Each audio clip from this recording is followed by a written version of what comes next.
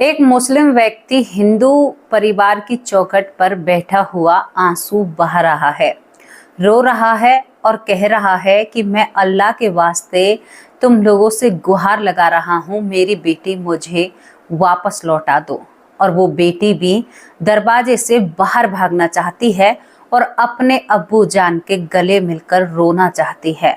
दोस्तों, देखने में तो ये सीन ऐसा लग रहा है कि ये कितनी बड़ी नाइंसाफी है, ये कितना बड़ा अन्याय हो रहा है कि एक मुस्लिम व्यक्ति की बेटी को ऐसे कोई कैसे घर में बंदी बना सकता है और उसके रोने पर और चीखने पर और चिल्लाने पर उस बेटी को वापस नहीं दिया जाता है। दोस्तों, करीबन 1 साल तक ये इस चौखट पर आकर बैठकर भीख सी मांगता है कि मेरी बेटी मुझे वापस लौटा दो। इससे यही बात की जाती है कि भगवान की मर्जी के आगे कुछ भी हो सकता है। जब प्रभु की यही मर्जी है, तुम्हारे अल्लाह ताला की यही मर्जी है, तो इसमें हम क्या कर सकते हैं? हमारा क्या कसूर है? हम आपकी बेटी कैसे लौटा दें? और दोस्तों, वो बेटी जाने के लिए बिल्कुल तैयार थी, बिल्कुल वो अपने घर जाने के लिए, अपने अब्बू के साथ जाने के लिए बिल्कुल तैयार थी। आज भी वो बेटी जीवित है और आज वो सामाजिक की 6ठी क्लास से 8वीं क्लास तक बच्चों को पढ़ाती है, स्कूल में गवर्नमेंट टीचर है। तो क्या ऐसा हो सकता है कि किसी की बेटी को कोई बंदी बनाकर रख सकता है? क्या ऐसा संभव है? क्या राज थे इस कहानी में? क्या बातें थी जो छुपी हुई थी? और हाँ दोस्तों, ये वो घटना है जब आप सवाल खड़े करते हो तो मैं थोड़ी सी आपके सवालों से ना विचलित हो जाती हूँ। देखो, मन तो है, मेरा भी मन है, विचलित हो उठता है। बिल्कुल 100% सत्य है और ये वो घटना है जो फिलहाल चल रही है। तो सवाल जवाब आप जरूर कीजिएगा, लेकिन पूरी घटना को ध्यान से सुनने के बाद जब आप मुझसे सवाल करना, आपके सवाल का जवाब मैं बखूबी दूंगी, क्योंकि मैंने जिस चीज पर रिसर्च की है उसके तो हर सवाल का जवाब देना मेरा कर्तव्य बनता है। अब क्यों एक मुस्लिम व्यक्ति की बेटी को बंधक बना रखा था और क्यों वो ये लोग कह रहे थे कि अल्लाह की यही मर्जी है? तो दोस्तों, ये कहानी आपको झंझोर कर रख सकती है। और यहाँ पर एक और पॉइंट की बात मैं आपको जो बताने वाली हूँ, एक मुस्लिम लड़की मरने के बाद बताती है कि लेने के लिए यमदूत ही आते हैं। यमदूत के साथ वो जाती है और वहां पर भी जाकर इसको धर्मराज मिलता है और 5 या 6 साल का बच्चा कभी झूठ नहीं बोलता। आप भी समझते हैं और हम भी समझते हैं। देखो, बड़ा तो अपनी मनगढ़ंत कहानी बना सकता है, मनगढ़ंत बातें कर सकता है, लेकिन 5 साल की बच्ची नहीं कर सकती। वो आज भी जब एक सरकारी टीचर हैं तो अपनी बातों के साथ अटल हैं और कहती हैं कि हाँ, मैं मुस्लिम धर्म से थी, लेकिन जब मेरी मृत्यु होती है तो मुझे लेने के लिए यमदूत ही आते हैं। ये पूरी कहानी आप लोगों की जिंदगी बदलने में बहुत काम आएगी, आप लोगों को सोचने पर मजबूर करेगी कि क्या ऐसा हो सकता है? तो हाँ मेरे भाई, ऐसा हो सकता है। मेरी प्यारी बहन, ऐसा हो सकता है। मेरे प्यारे बच्चों, मेरे बूढ़े बुजुर्ग, मेरे माँ बाप समान मेरी ऑडियंस, ऐसा हो सकता है। तो सुनने के लिए तैयार हो जाइए एक और खूबसूरत सी पुनर्जन्म के ऊपर घटना, जो आपको बताएगी कि जिंदगी में क्या क्या राज हैं और कितनी सारी चीजें हैं और हमारा एक ही मकसद है, यानी हमारा एक ही उद्देश्य है, लोगों में, समाज में जागरूकता फैलाना। उन बच्चों को ये बताना जो बच्चे आज कहते हैं ना कि कुछ भी नहीं होता, भगवान नहीं होते, ये चीजें नहीं होती, उनके सामने केवल इन कहानियों को या इन घटनाओं को रखने का यही उद्देश्य है। तो चलिए दोस्तों, आपको हमारे साथ चलना होगा नाना खेड़ा। नाना खेड़ा आप जानते होंगे, जहां पर कचला घाट यानी गंगा मैया का घाट होता है। यहाँ पर एक मुस्लिम परिवार रहता है। दोस्तों, मुस्लिम परिवार जिसमें करीबन 5 बहनें होती हैं और 3 भाई होते हैं, यानी बहुत बड़ा परिवार था। और ये कचला घाट पर ही इनका घर होता है। इसमें जो घर के मुखिया होते हैं, मिट्टू साहा उनका नाम होता है। यहाँ पर एक लड़की होती है जिसका नाम असगरी होता है। असगरी घर में सबसे छोटी थी। यहाँ पर जो 5 बहनें थी, इन 5 बहनों में ये सबसे छोटी होती है और भाइयों से भी छोटी होती है। तभी दोस्तों, जिंदगी में बदलाव आने हर किसी की जिंदगी में होते हैं। तभी जो गंगा मैया होती है उसके घाट पर तेज पानी आता है। बाढ़ जैसा माहौल बनता है, तेज पानी का जब बहाव आता है तो जो कचला घाट पर इनका घर होता है या जमीन होती है जहां पर ये थोड़ी बहुत खेती बाड़ी करते थे, गरीब परिवार था, वो सब कुछ गंगा मैया अपने आहोस में बहा ले जाती है। यहाँ से जो मिट्ठू साहा होते हैं वो अपने परिवार को 5 बेटियां 3 बेटों को अपने साथ ले जाते हैं और यहाँ पर ये पहुंच जाते हैं उछानी। उछानी ये पहुंचते हैं और उछानी में ये अपना घर परिवार बसा देते हैं। वहां पर एक झोपड़ी नुमा घर बनाया जाता है। दोस्तों, झोपड़ी नुमा घर बनाया जाता है और उसके बाद यहाँ पर ये अपना जीवन व्यापन करने लगते हैं। दूसरों के खेतों में काम करना, अपने घर गृहस्थी को इसी तरह से चलाना और यहाँ पर कुछ पैसों से इकट्ठा करके ये अपना घर बना लेते हैं। लेकिन बात मैं उस दौर की बता रही हूँ जब इनके यहाँ पर बाढ़ आती है, इनका घर जमीन सब बह जाती है, कुछ भी नहीं रहता है। तो उस वक्त कुछ दिन ये एक ऐसा झोपड़ी नुमा घर बनाकर रहते हैं जिसमें दरवाजा भी नहीं होता। यहाँ पर सभी बहन भाई अंदर सोया करते थे और ये तब भी बहुत खुश थे। यहाँ पर असगरी बताती है कि मुझे कोई तकलीफ नहीं होती है, मैं बहुत खुश रहती हूँ। असगरी एक ऐसी बच्ची थी, बहुत नटखट, बहुत नादान और करीबन 5 से ये 6 साल में चल रही थी, लेकिन थोड़ी सी कमजोर थी। कहते हैं ना कि बहुत बच्चे कुछ ज्यादा हेल्दी होते हैं, कुछ कमजोर किस्म की थी। अब सभी बहनों में छोटी होती है तो रात का वक्त आता है। दोस्तों, टाइम वो चल रहा था जब मक्का की खेती होती है। मक्का अपने जोरों शोरों पर पकने को तैयार थी। पिता जंगली जानवरों की वजह से दरवाजे पर ही, चौखट पर ही, उछानी में जहां पर बसे थे, चौखट पर ही सोते हैं। पिता सोते रहते हैं और एक भेड़िया आता है और कब कब मैं इस असगरी को उठाकर यहाँ से ले जाता है, परिवार को भी मालूम नहीं होता है। इतनी सफाई से ये भेड़िया काम करता है। दोस्तों, ये भेड़िया काम करता है और इस असगरी को ये खींचता हुआ मक्का के खेतों से बहुत दूर जाकर ले जाता है। बहुत दूर जाकर ले जाने के बाद इस लड़की को ये भेड़िया मार देता है। मारने के बाद जो असगरी होती है इसे भेड़िया खा लेता है। खाने के बाद अपने लिए और खाना ये जब सेव करते हैं तो जमीन के अंदर दफन करते हैं। भेड़िया अपने पैरों से जमीन को खोदता है और उसमें असगरी को दफना देता है। सिर इसका बाहर रहता है। अब सुबह हो जाती है। सुबह पूरे घर में ढूंढ मचती है कि भाई असगरी कहाँ गई, हमारी बच्ची कहाँ गई। चारों तरफ यही हल्ला था। असगरी के एक हाथ को और एक पैर को भेड़िया खा चुका था, आधी सी गर्दन को खा चुका था, पेट को खा चुका था, यानी उसका कुछ शरीर के हिस्से बिल्कुल ही क्षतिग्रस्त कर दिए थे, उसमें कुछ भी नहीं छोड़ा था। असगरी को ढूंढने के लिए आसपास के सभी लोग इधर उधर फैल जाते हैं। दोस्तों, जब असगरी को ढूंढने के लिए फैलते हैं तो मक्का के खेतों से जैसे ही परे जाते हैं, किसी और का मक्का का खेत होता है, उसमें असगरी दफन पाती है और जिसको कोए और गिद्ध जिसकी आंखों को खा रहे थे, क्योंकि उसका चेहरा जमीन से बाहर था। रूह कपा देने वाली बात है। एक 5 से 6 साल की बच्ची के साथ ये सब कुछ हो रहा था। देखो, बहुत ही डरावनी बात है। पिता अपनी बेटी को देखकर बेहोश हो जाता है। माँ के पैरों तले जमीन खिसक जाती है। अब्बू तो बावले से हो जाते हैं। असगरी, बेटा क्या हुआ, मैं रात को जगा क्यों नहीं, मेरी गलती है। सर में हाथ मारता है, कहता है कि मेरी गलती है, जो कुछ हुआ है वो मैंने किया है।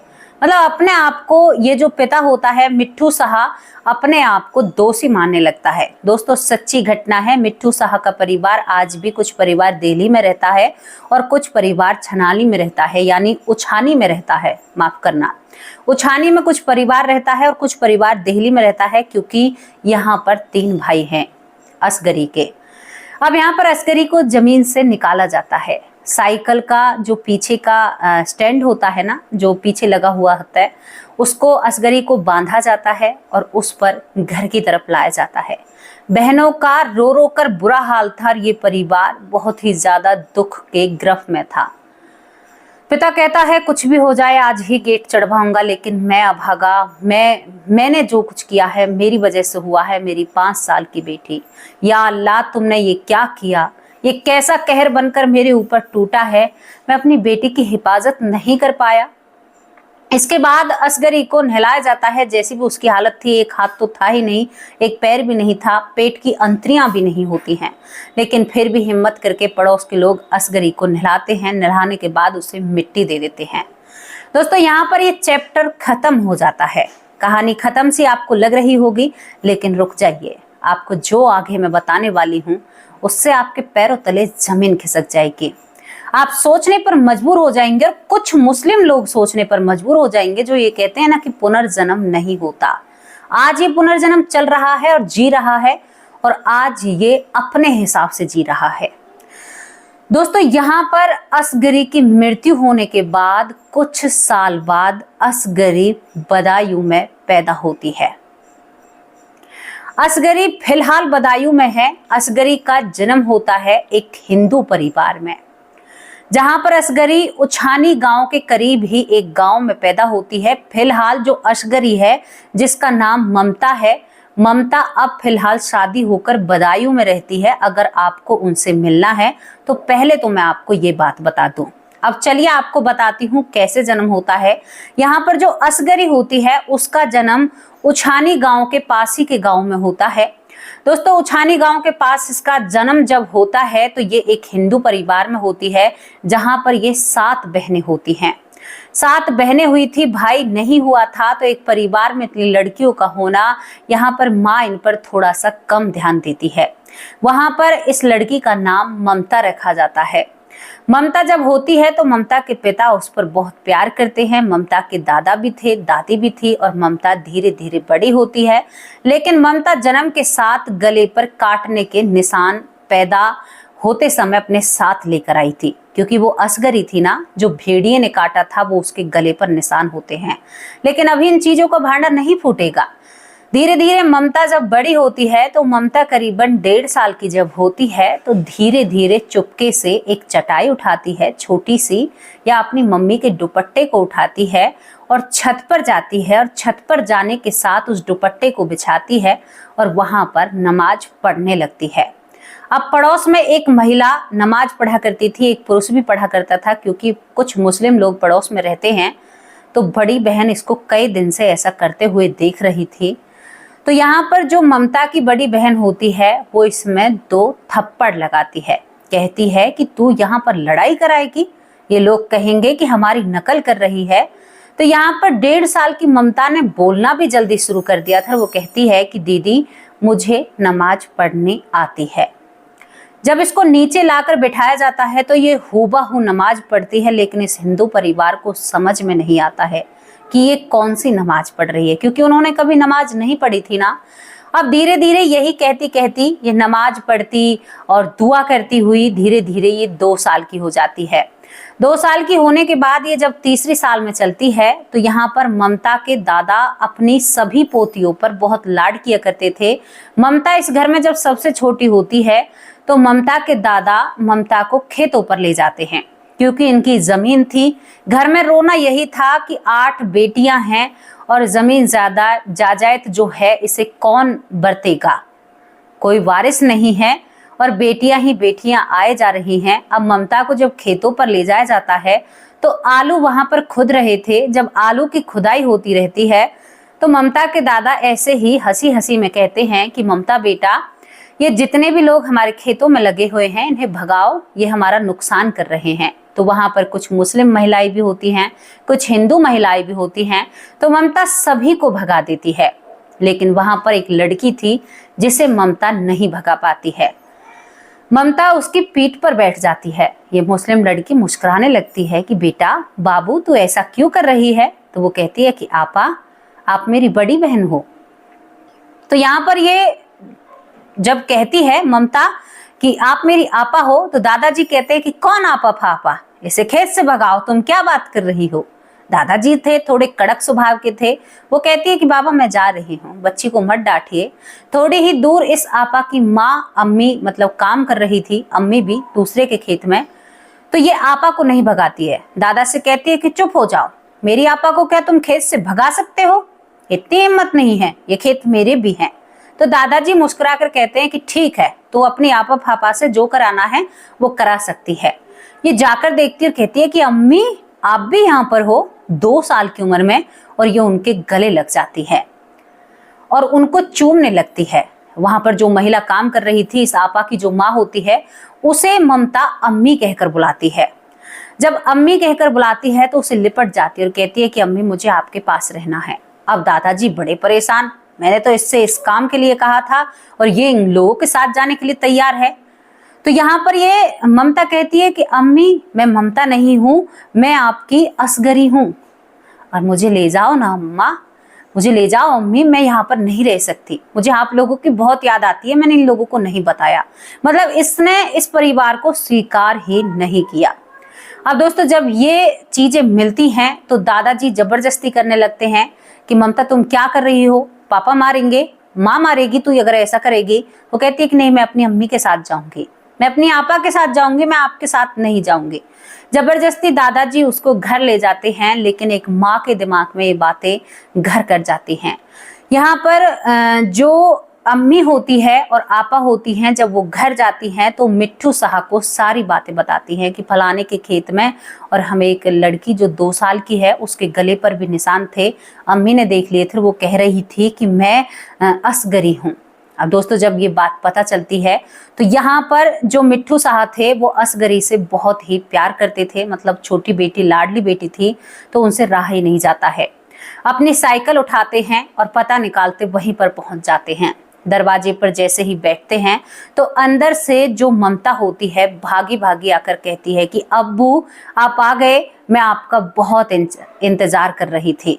गले लिपट जाती है अपनी अब्बू की दाढ़ी को, अपने अब्बू के सर को, अपने अब्बू के, और वो प्यार ऐसा होता है कि मानो कि ये लड़की हमारी है ही नहीं।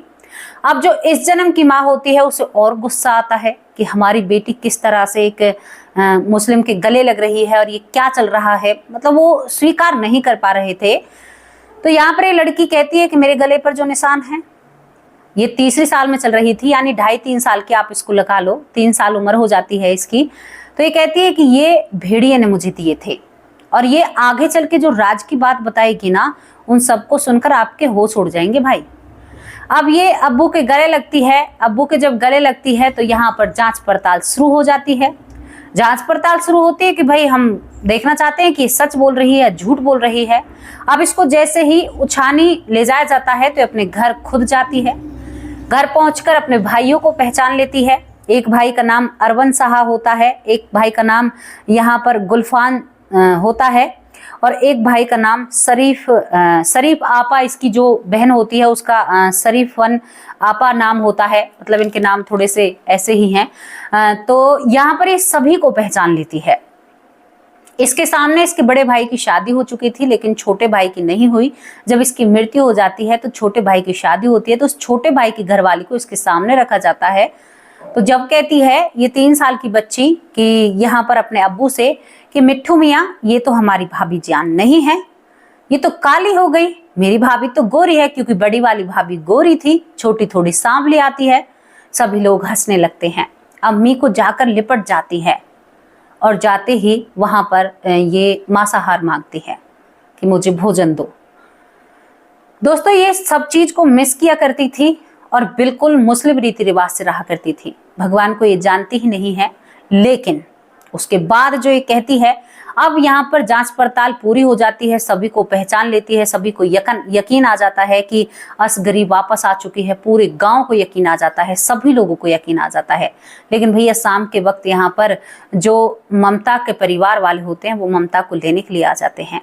अब ये मुस्लिम व्यक्ति जो मिट्ठू साहा होते हैं पैरों में गिर जाते हैं, तीनों भाई पैरों में गिर जाते हैं कि भाई हमें ये लड़की दे दो, ये हमारी बेटी है। यहाँ पर साफ तौर पर यहाँ पर ममता के परिवार ने कह दिया था कि नहीं, ऐसे कैसे हम अपनी बेटी आप लोगों को दे दें। हाँ ठीक है, आप आना जाना रखिए, लेकिन हम अपनी बेटी नहीं दे सकते। मसला बहुत भारी हो जाता है। जबरदस्ती ममता को अपने घर लाया जाता है। कई बार भाई गुस्सा भी हो जाते हैं कि तुम ले जाकर दिखाओ हमारी बहन को, ये हमारी बहन है। और ये लड़की भी यहीं पर रहने के लिए रोई कि मुझे तो अपनी अम्मी के पास रहना है, क्योंकि इसकी अम्मी इससे बहुत लाड़ प्यार किया करती थी। और इस जन्म की अम्मी थोड़ी सी लापरवाही कर जाती है क्योंकि उसकी 8 बेटियां थी, बेटा नहीं था। दोस्तों इसके बाद ममता की माँ को एक बेटा होता है, लेकिन यहाँ पर जो मिट्ठू साहा होता है वो हर रोज दरवाजे पर बैठकर अपनी बेटी को उनके घर में निहारता रहता है। ये बात ममता की माँ को पसंद नहीं आती है। हर रोज वो कहता है कि मेरी बेटी मुझे दे दो ना, मैं इसको अपने साथ रखना चाहता हूँ, मुझे ये बहुत प्यारी थी, बहुत अच्छी थी, मेरी गलती थी जो इसके साथ हुआ। अब यहाँ पर इस लड़की से पूछा जाता है, क्योंकि इसको ले जाया जाता है तो ये पूरे मुस्लिम समाज के सामने अपने परिवार में जाती है, तो बहुत लोग, ये पॉपुलर हो चुकी थी, जिसका नाम ममता होता है, असगरी होती है। उससे पूछा जाता है कि बेटी तुम्हारे साथ उस दिन क्या हुआ था। सभी लोग होते हैं, यहाँ पर ममता के पिताजी, असगरी के भी पिताजी, यानी दो पिता थे इसके, दोनों बैठे हुए होते हैं। अब थोड़ा सा प्यार परिवार में बनने लगा था, दोनों परिवारों में सभी बैठे हुए होते हैं। तो ये 5वीं साल में चल रही थी, उसके बाद ये अपनी मृत्यु के राज खोलती है। बताती है कि उस दिन अब्बू आप सोए हुए थे और मुझे भेड़िया चुपके से छान की दूसरी तरफ से लेकर जाता है। जब वो मुझे दूसरी तरफ से लेकर जाता है तो मेरी आंख मुझे खिसड़ते हुए नजर आती हैं, और मेरी गर्दन को जब दबाया जाता है तो उसके तुरंत बाद मैं देखती हूँ कि 2 व्यक्ति जो काले से, और वो मुझे पकड़ लेते हैं। अब मुस्लिम किताब में तो लिखा हुआ है कि फरिश्ते आते हैं, तो ये लड़की तो साफ कर रही थी कि फरिश्ते तो वो कहीं से भी नजर नहीं आ रहे थे, फरिश्ते नहीं थे। तो यहाँ पर ममता के पिता कहते हैं कि वो यमदूत थे। वो कहती है कि अब्बू वो मुझे पकड़कर ऊपर ले जाते हैं। ऊपर एक बाबा हैं जिनकी उम्र ना तो बहुत ज्यादा है, उनकी सफेद दाढ़ी है, वो सिंहासन पर बैठे हैं। एक व्यक्ति किताब लेकर बैठा हुआ है, और वहां पर हजारों की तादाद में लोग बैठे हुए थे। मैं वहां पर सभी को देख रही थी, मुझसे कुछ भी नहीं कहा जाता है, और फिर मुझे नीचे भेज दिया जाता है। यानी यहाँ पर वो धर्मराज का जिक्र करती है। वो कहती है कि वो सिंहासन पर बैठे हुए थे और लोगों को अपनी राय बता रहे थे, मतलब उनका फैसला कर रहे थे, और एक किताब में से नाम बोले जाया करते थे। कोई, किसी का नाम कुछ निकलता था, किसी का नाम कुछ निकलता था, इसने ये कर्म किया है, उसने वो इतना भी बताती है। उस वक्त वो 6 साल की थी। उसके बाद वो बताती है कि अब मैं नीचे जब आती हूँ तो मैं देखती हूँ कि भेड़िया जमीन को खोद रहा है, मेरे शरीर को खा रहा है, और मैं जीवित थी और मैं बैठते हुए अपने शरीर को देख रही थी, क्योंकि ज्ञान नहीं था ना, 6 साल की थी, मोह नहीं था इतना। उसे लग रहा था कि मैं तो जीवित हूँ, ये कोई और है मेरे जैसी। मैं अपने शरीर को दबते हुए भी देखती हूँ। मेरा सिर जब ऊपर हो जाता है तो वो भेड़िया वहां से चला जाता है, मेरे सिर को छोड़ देता है, मुझे दफना देता है। उसके बाद अब्बू सुबह सुबह ही गिद्ध आ जाते हैं, और गिद्ध मेरी आंखों को निकाल कर खा जाते हैं, मेरे सिर पर बैठते हैं, मेरी स्किन को खींच लेते हैं, मतलब मेरी खाल को खींच लेते हैं। ये सब कुछ बताती है। मैं पूरी रात भर अपने शरीर के पास ही बैठी रही। उसके बाद अब्बू आप लोग आते हैं और आप बिलाप कर रहे थे, ऐसे रो रहे थे, यूं रो रहे थे।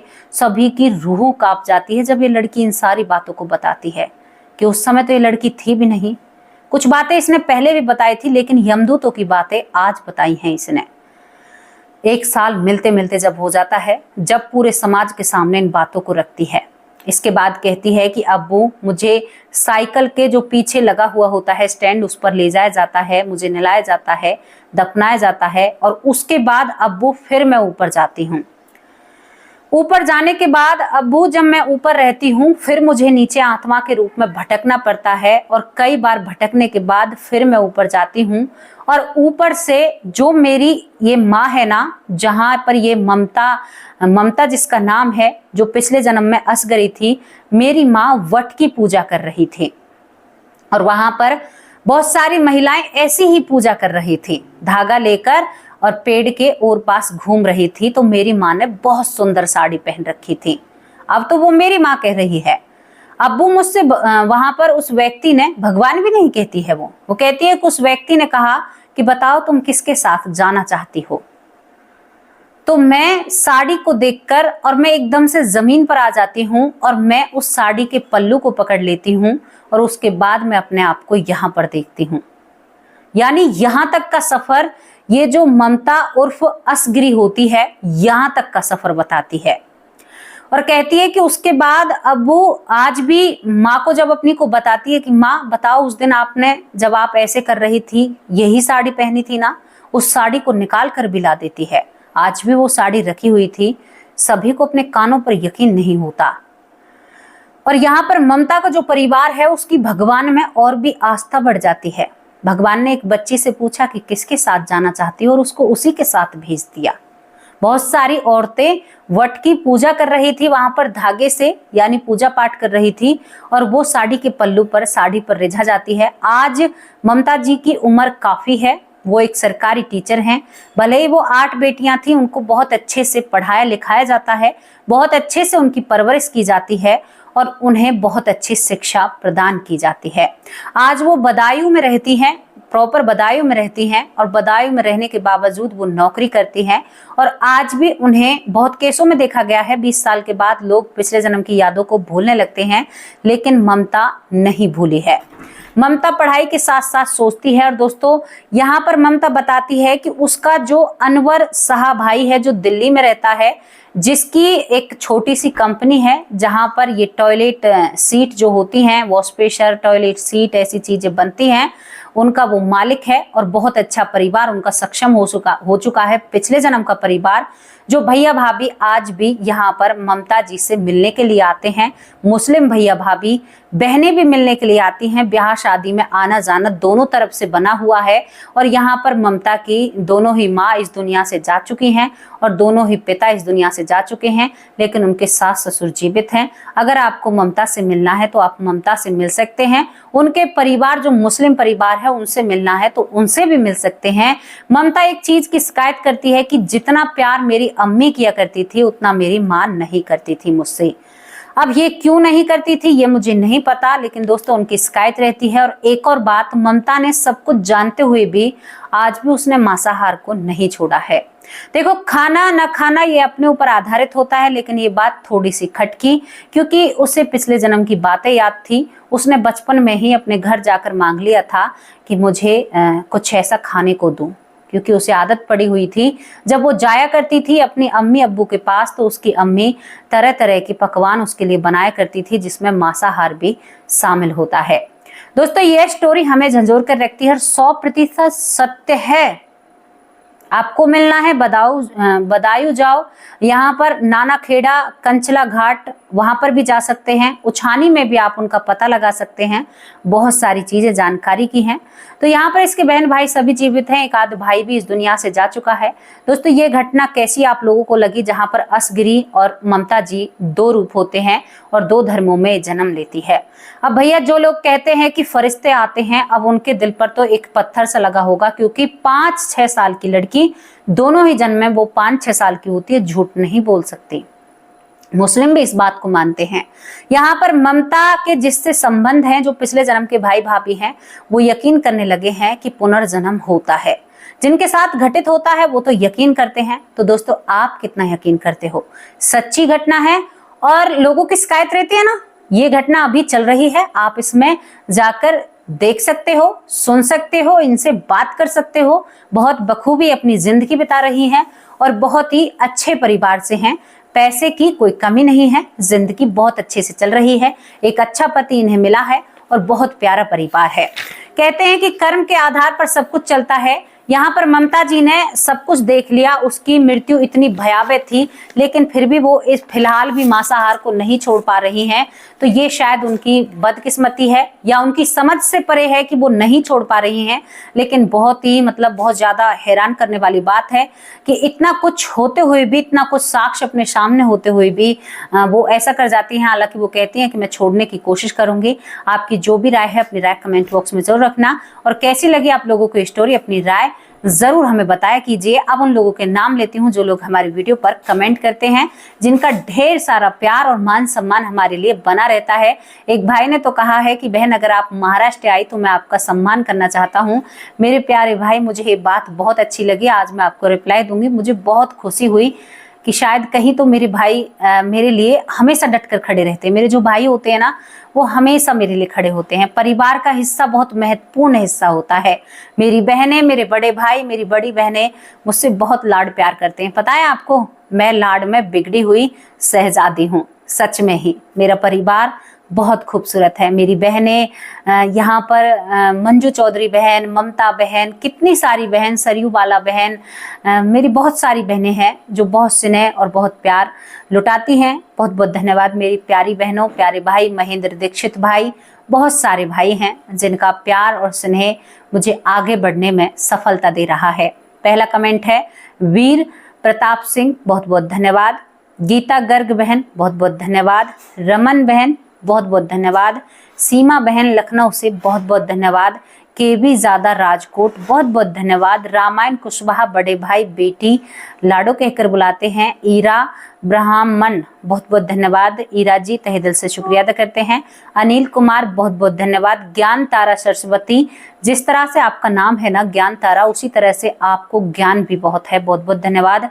रवि शर्मा, बहुत बहुत धन्यवाद प्यारे भाई, कैसे हो आप। मधु उपमन माँ, जो बहुत स्नेह और बहुत प्यार करती हैं, बेटी कहकर बुलाती हैं और बहुत मान सम्मान करती हैं। थैंक यू प्यारी माँ, कैसी हो आप। यहाँ पर रवि शर्मा, बहुत बहुत धन्यवाद। यहाँ पर दोस्तों सीमा हमारी बहन है जो बहुत अच्छे कमेंट करती हैं, लखनऊ से हैं, बहुत प्यारे कमेंट करती हैं, वो सीमा हैं। और ये सीमा लखनऊ से हैं जो रेगुलर कमेंट करती हैं, बहुत बहुत धन्यवाद बड़ी बहन। कृष्णा प्रिया, बहुत बहुत धन्यवाद प्यारी बहन। राज राम मीना, बहुत बहुत धन्यवाद। रेणु शर्मा, बहुत बहुत धन्यवाद। तुलसी शर्मा भाई बहुत अच्छे कमेंट करते हैं। आशा रानी गहलोत, बहुत बहुत धन्यवाद आशा रानी बड़ी बहन। विष्णु प्रसाद, बहुत बहुत धन्यवाद। डॉक्टर सुरेश सोनी, रेगुलर मेरी वीडियो देखते हैं, रेगुलर कमेंट करते हैं, सपोर्ट में खड़े रहते हैं। अगर कोई गलत कमेंट करता है तो उसे दबकर जवाब देते हैं। और मेरे भतीजे और भतीजी साथ में मिलकर अपने दादा के साथ वीडियो देखते हैं, बहुत अच्छा लगता है। प्यारे बच्चों, आप हमेशा खुश रहें, आपकी आयु लंबी हो और आप हमेशा महकते चहकते रहें और अपने दादा का ख्याल रखते रहें, क्योंकि हमारे बड़े भाई बहुत अच्छे हैं। बहुत बहुत धन्यवाद सुरेश सोनी भाई। अब यहाँ पर कल्पना श्रीवास्तव, बहुत बहुत धन्यवाद। पिंकी बहन, कैसी हो आप। पुष्पा पांडे बहन, बहुत बहुत धन्यवाद। अंकुश, बहुत बहुत धन्यवाद भाई। भीशु दास, बहुत बहुत धन्यवाद। सरयू बाला बहन बीच में गायब थी लेकिन अब बहुत अच्छे कमेंट आ रहे हैं। रेणु कुमारी, बहुत बहुत धन्यवाद। ईशा जैसल, बहुत बहुत धन्यवाद ईशा जैसल। राजेश कुमार, बहुत बहुत धन्यवाद। सीता देवी शर्मा, बहुत प्यारी बहन है, इनके पति फौज में हैं। सच में ही फौजी भाई तो मेरे फेवरेट हैं, मुझे भाई बहुत अच्छे लगते हैं फौजी भाई, और मैं हमेशा अपने भाइयों के साथ खड़ा रहना चाहती हूँ। सीता बहन, आप बहुत सौभाग्यशाली हैं कि आप एक मिलिट्री मैन की पत्नी हैं। आपको हमेशा भगवान लंबी आयु, सदा सुहागन का आशीर्वाद मैं आपको देती हूँ और मेरी प्यारी बहन की जिंदगी में हमेशा खुशियाँ बरसती रहें। सीता देवी शर्मा। विनोद कुमार पटेल, बहुत बहुत धन्यवाद विनोद कुमार पटेल। यहाँ पर ऐश्वर्या माँ, बहुत बहुत धन्यवाद। ललिता यादव, जो हरियाणा से मेरी माँ है, बहुत बहुत धन्यवाद मेरी माँ। यशवंती माँ, बहुत बहुत धन्यवाद। बबीता दिल्ली से बड़ी बहन, तहे दिल से आपका शुक्रिया अदा करती हूँ। महेंद्र दीक्षित भाई, बहुत बहुत धन्यवाद आपका। यहाँ पर मेरे एक और भाई हैं जो कि मुझे लंदन से देखते हैं, अब उनका नाम मुझे याद नहीं आ रहा है। बहुत बहुत धन्यवाद भाई जी। यहाँ पर इंदु शर्मा बहन, बहुत बहुत धन्यवाद। काफ़ी दिनों से नज़र नहीं आ रहे हो, कहाँ पर हो, तहे दिल से आपका शुक्रिया अदा करती हूँ। सभी परिवार मेरे साथ खड़ा रहता है, लेकिन मैं सभी के नाम नहीं ले पाती हूँ, बहुत ज़्यादा नाम हो जाते हैं, उसके लिए अपनी इस बहन को माफ़ करना। जितने भी नाम मेरी मेमोरी में आते हैं या मैं आप सभी लोगों के कमेंट पढ़ती हूँ। और मेरे जो भाई मुझे महाराष्ट्र बुलाकर सम्मान की बात कर रहे थे, उनका नाम भी इसमें नहीं लिखा है, सॉरी मेरे भाई, लेकिन मैं आपसे कमेंट के ज़रिए ज़रूर बात करूंगी। बहुत अच्छा लगा, आप सभी का प्यार और स्नेह मुझे आगे बढ़ने का मौका देता है। बहुत बहुत धन्यवाद आपका, तहे दिल से शुक्रिया अदा करती हूँ। अब आप लोगों से विदा लेती हूँ, कल हाजिर होंगे एक सच्ची और अच्छी स्टोरी के साथ। और ये घटना आपको कैसी लगी तो उसके बारे में भी अपनी राय रखना। नमस्कार, जय हिंद, जय भारत।